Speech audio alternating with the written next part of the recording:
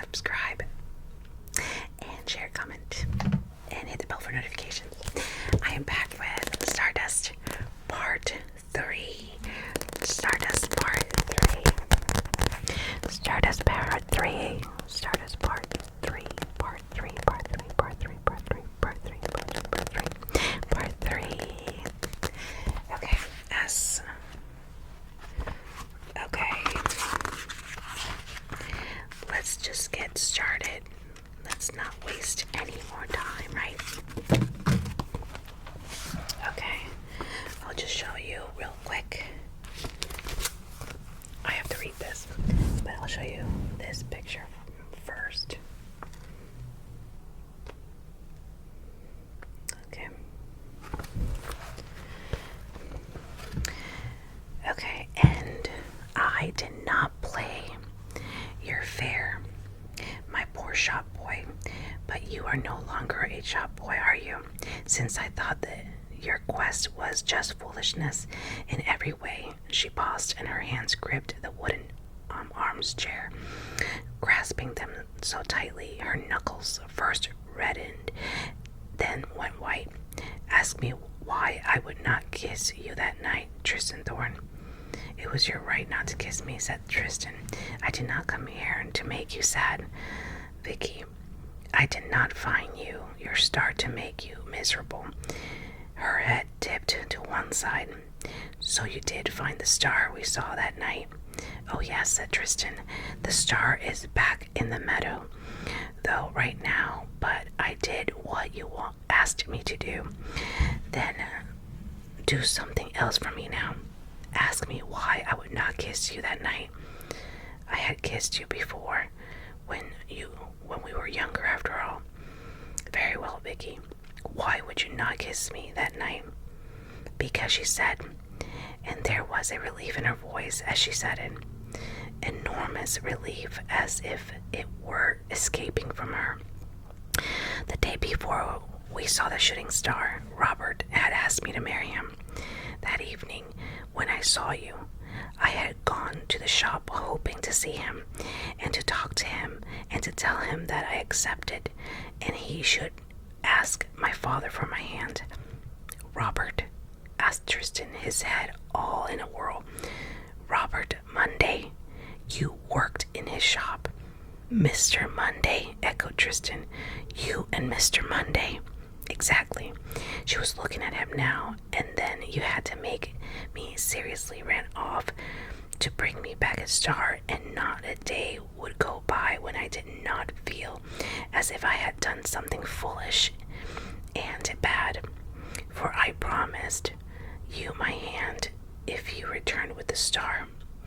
And there were some days, Tristan, when I honestly do not know which I thought worse, that you would be killed in the lands beyond, all of the love of me, for all the love of me, or that you would succeed in your madness and return with a star to claim me as your bride. Now, of course, some folks hereabouts told me to take on so, told me not to take on so, and that is the inevitable, that you would have gone off to the lands beyond, of course, it being your nature and you being from there in the first place. But somehow in my heart I knew I was at fault, and that one day you would return to claim me. And you love Mr. Monday, said Tristan, seizing on the only thing in all of this that he was certain that he had understood.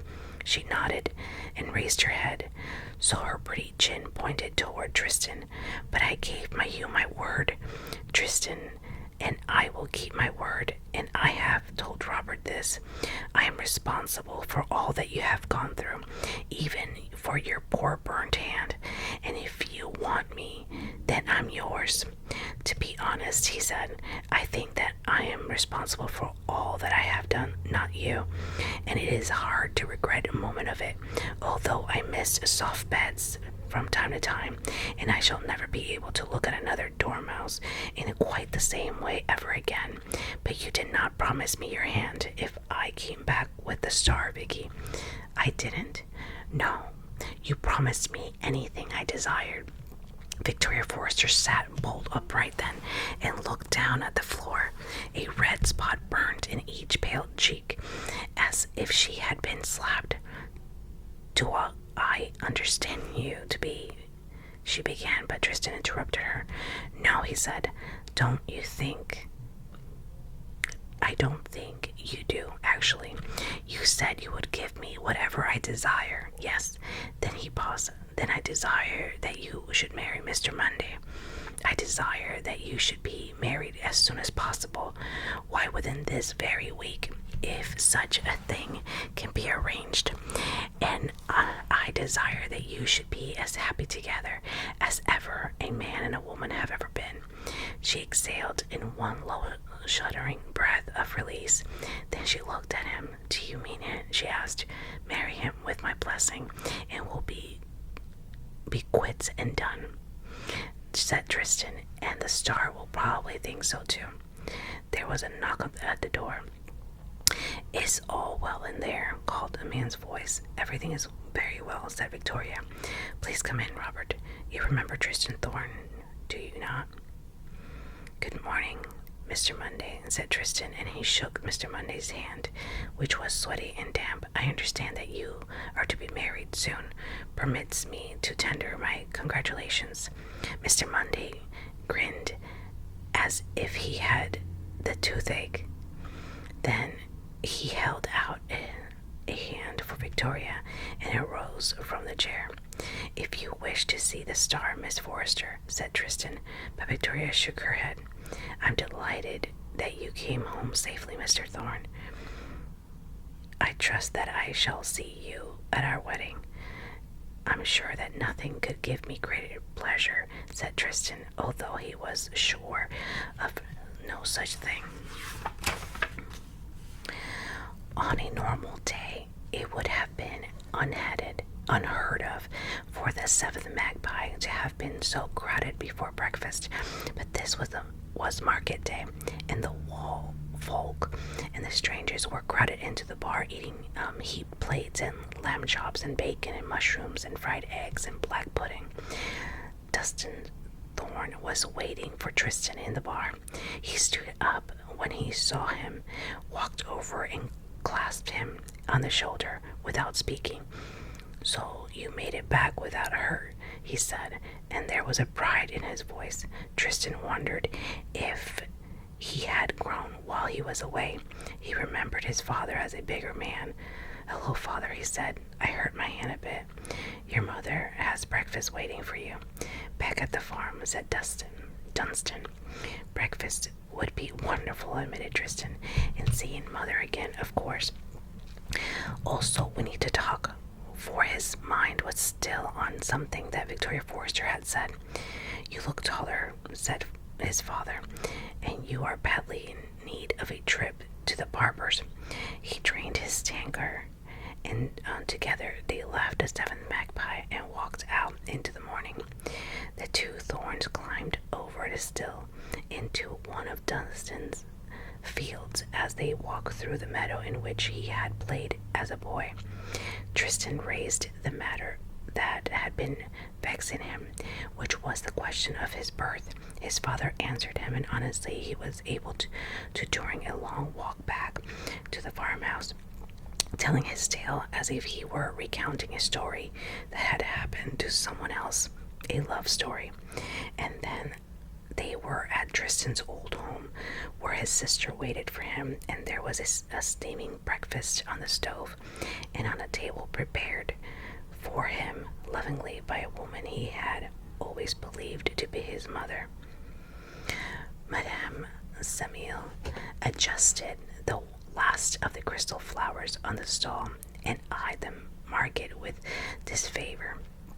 It was a little past noon, and the customers had just started to wander through. None of them had yet stopped at her stall. Fewer of them and fewer of them every 9 years. She said, "Mark my words, soon enough this market will be just a memory. There's other markets and other marketplaces. I'm thinking this market's time is almost over. Another 40, 50, 60 years at the most, and it will be done for good. Perhaps, said her violet-eyed servant, but it does not matter to me. This is the last of these markets I shall ever attend. Madame Samuel glared at her. I thought I had long since beaten all of your insolence out of you. It is not insolence, said her slave. Look, she held up the silver chain which bounded her, and glinted in the sunlight.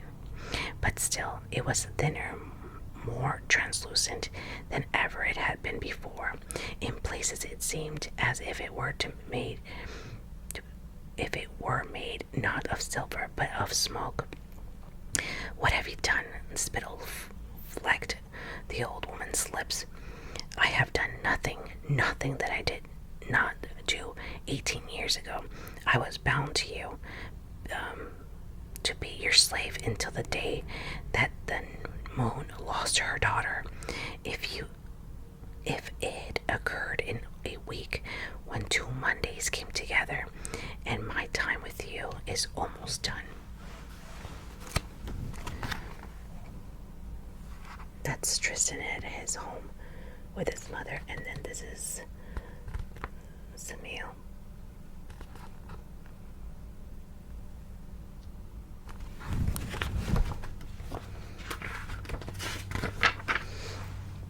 It was gone at 3 in the afternoon. The star sat upon the meadow grass beside Mr. Bromius' wine and ale and food stall, and stared across at the gap in the wall of the village beyond it.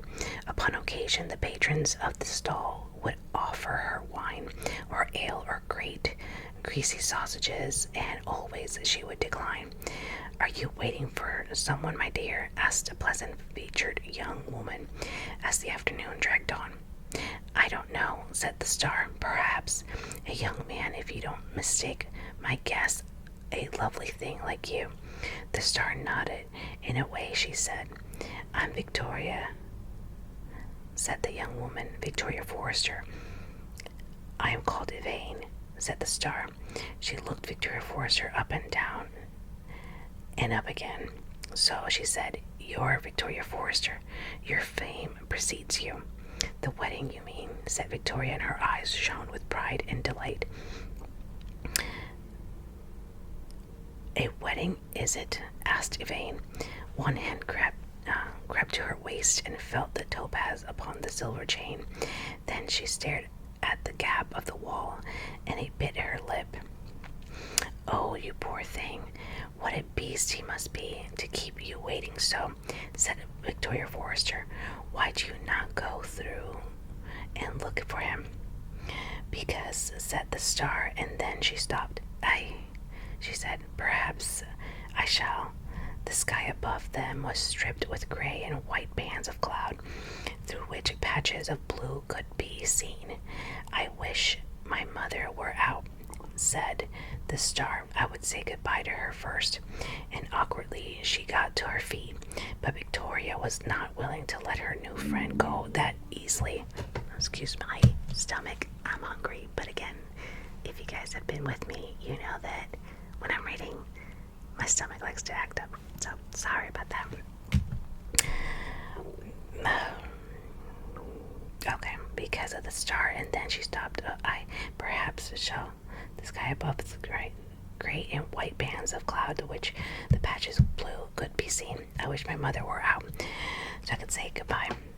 But Victoria was not willing to let her new friend go so easily, as she was prattling on about bans and marriage license and special licenses which could only be issued by Archbishop, and how lucky she was that Robert knew the Archbishop.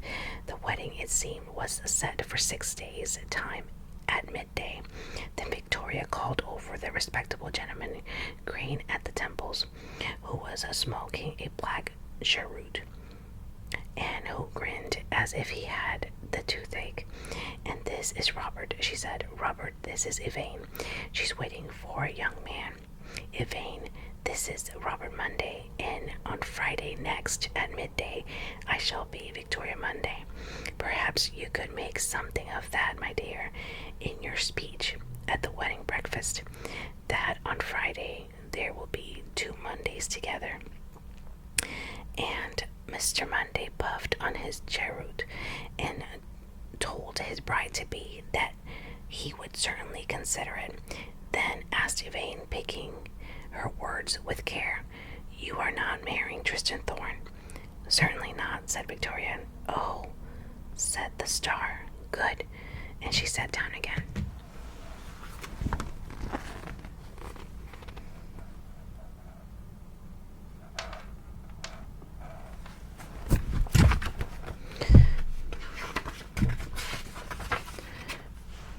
She was still sitting there when Tristan came back through the gap in the wall several hours later.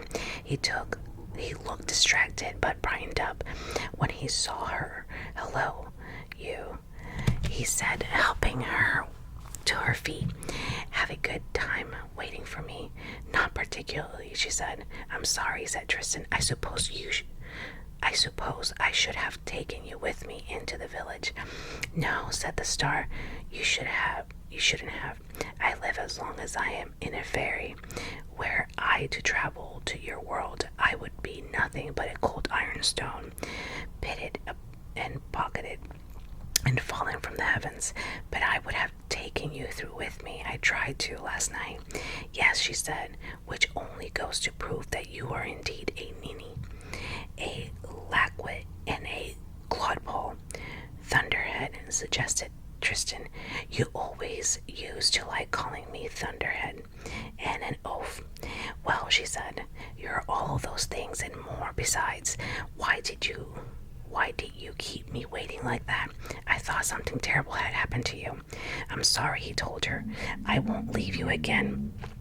"No," she said seriously, "and certainly you will not." His hand found hers.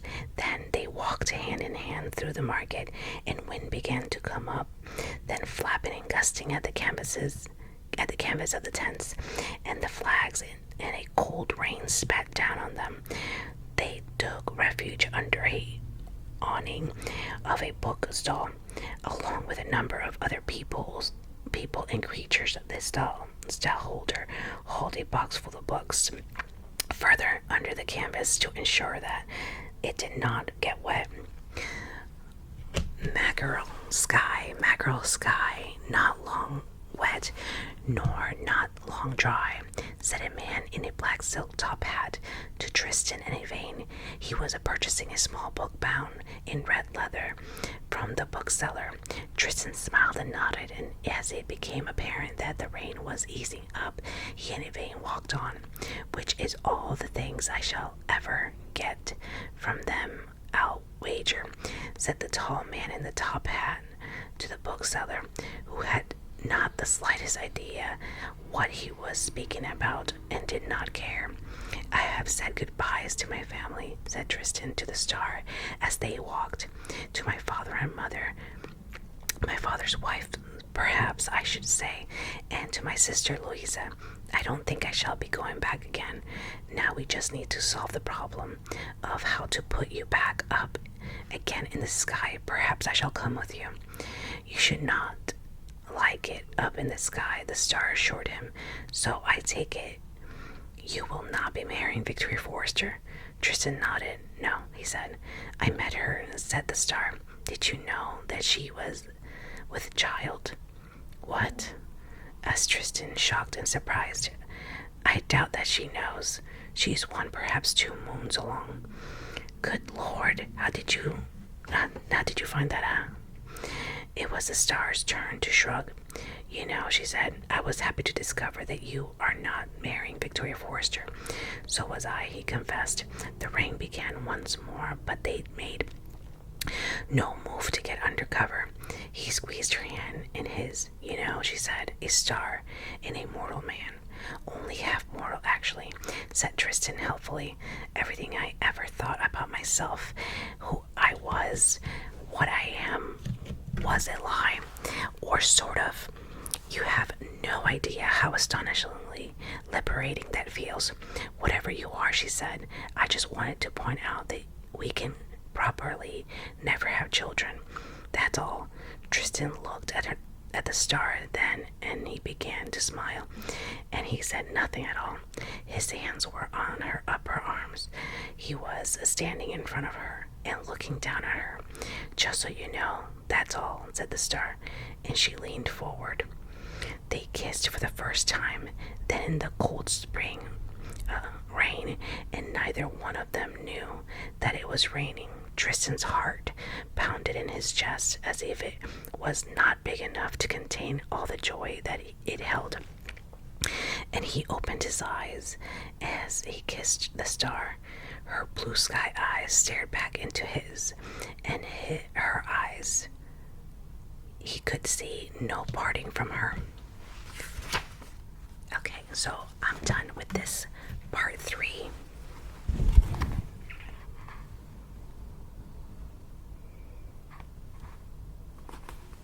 And I'll be back with part 4. So, thank you guys for watching. Please don't forget to subscribe, give me a thumbs up, share, comment, hit the bell for notification. Follow me on Instagram, and I will talk to you in my next video.